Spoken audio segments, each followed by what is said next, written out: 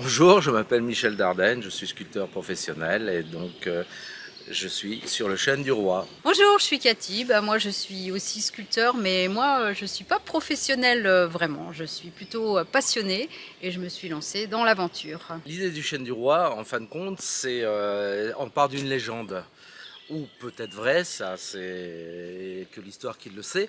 Donc ça veut dire que Louis XIV, jeune, serait passé à ce chêne, au pied de ce chêne, donc juste avant d'aller chercher les clés de Marsal que son armée avait assiégé. Alors malheureusement, ce beau chêne qui a vécu cette légende ou cette histoire vraie est mort il y a à peu près 2 ans et demi. Et le garde forestier passionné par ce chêne et qu'il a vu malheureusement dépérir, a voulu le conserver. Donc il a décidé, enfin souhaité au plus grand, de faire une sculpture dedans. La première partie, c'est le roi Louis XIV, puisque c'est le chêne du roi. Donc automatiquement, lui revient ce privilège de Louis XIV. Donc c'est lui qui accueille donc, en bas du chemin les promeneurs. Top. On est sur une taille directe, on a essayé de trouver de la documentation, Cathy a beaucoup travaillé là-dessus sur le net, pour trouver justement le roi étant jeune, puisque d'après l'histoire, il aurait entre 20 et 25 ans maximum.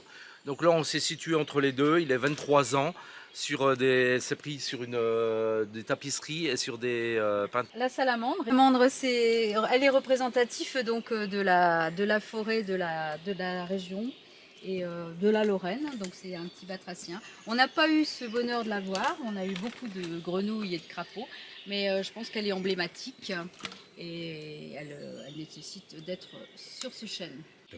Alors pourquoi le chevreuil? Le chevreuil en fin de compte c'est le roi de la forêt. On a le roi de la France de l'époque qui accueille les personnes et donc derrière lui il y a le roi de la forêt justement qui s'impose avec ces bois majestueux et donc il était impératif qu'il fasse partie de l'histoire du chêne du Roi.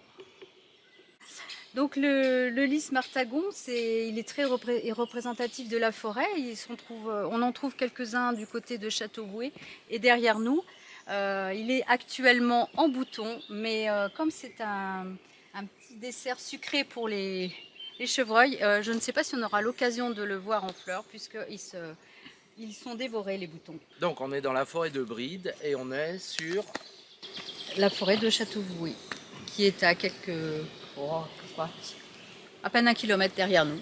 Voilà. Donc là, on est toujours en chantier. On voit l'échafaudage qui monte. Pour l'instant, il est environ à 15 mètres de haut. Il nous reste encore une hauteur à mettre pour pouvoir terminer la partie haute. Ensuite, donc, intervient des animaux qui ont été faits dans du bois, des branches du chêne et qui ont été faits en atelier. Donc les pièces rapportées qui ont été faites en atelier cet hiver, ce seront le hibou de ce côté-ci avec son petit. On a le piquet-pêche qu'on a eu l'occasion de beaucoup entendre durant nos longues journées ici.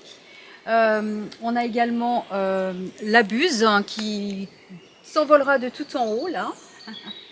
Et l'écureuil qui lui aussi fait partie de la vie de cette forêt. Voilà. Donc le chantier se termine, là il reste encore 15 jours, 3 semaines avant son inauguration, donc officielle, c'est-à-dire le 5 juin. Et ensuite nous serons présents.